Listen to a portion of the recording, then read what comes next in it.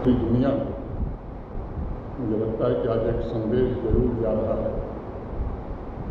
भारत केवल अपनी रक्षा के लिए दुश्मनों की आतंकी फैक्ट्री को नस्तानाबूद करने के लिए केवल हथियार नहीं बना रहा, बल्कि विकसित भारत के लक्ष्य को ध्यान में रखते हुए राष्ट्र के कोने कोने में खुशहाली और समृद्धि की फैक्ट्री भी समर्पित कर रहा है।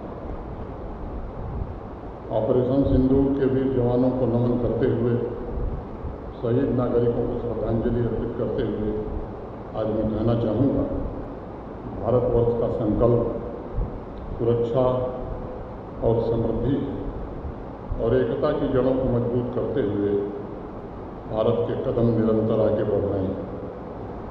मुझे इस बात की प्रसन्नता है कि प्रसिद्ध नटराज ब्रांड की parent company वीकेसी nuts private limited की जड़ें जम्मू कश्मीर की मिट्टी से जुड़ी हुई हैं।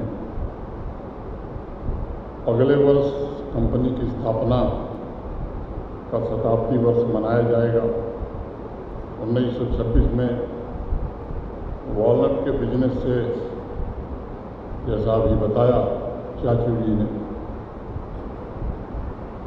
जम्मू में एक छोटी सी शुरुआत करके आज वीकेसी ग्रुप को देश के सबसे बड़े नट्स और ड्राई फ्रूट्स कंपनी के रूप में जाना जाता है। मैं पूरे परिवार को और इस पूरे ग्रुप को हृदय से बधाई देना चाहता हूँ। इस लंबी यात्रा और उससे जुड़े उपलब्धियों के पीछे जहाँ प्रमोटर्स की दूरदृष्टि है, वहीं कामगारों का अथक परिश्रम भी शामिल है। गगन जैन जी अपने परिवार के उद्यम की इस परंपरा की चौथी पीढ़ी का प्रतिनिधित्व कर रहे हैं। मैं उन्हें और उनके परिवार को शुभकामनाएं देता हूँ।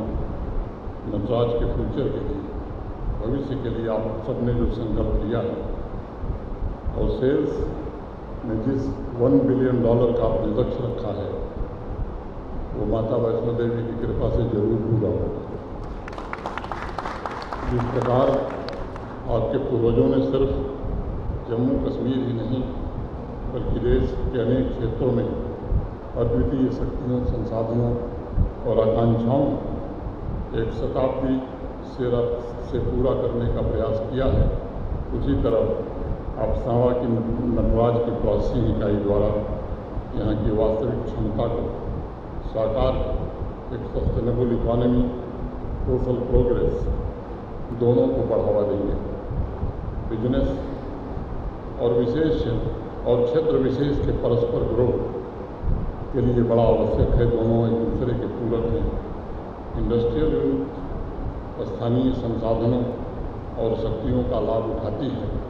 मुझे उम्मीद है कि इस अभियान में आप सांवा की प्राकृतिक, मानवीय और सांस्कृतिक संपदा का भी उपयोग करेंगे और इस बॉर्डर जिले की पहचान को संरक्षित रखते हुए आर्थिक गतिविधियों को नई ऊंचाई प्रदान करेंगे। अभी मुझे बता रहे थे कि 400 लोगों को रोजगार यहाँ मिलेगा। 100 लोग काम कर रहे हैं, 70% हमारी बहन और बेटियाँ होंगी। 2 किलोमीटर के अंदर के ही लगभग 75% रोक रखे गए हैं। मित्रों, आदरणीय प्रधानमंत्री श्रीमान नरेंद्र मोदी जी के नेतृत्व में जम्मू कश्मीर में जब अप्रैल 2021 में औद्योगिकीकरण की शुरुआत हुई,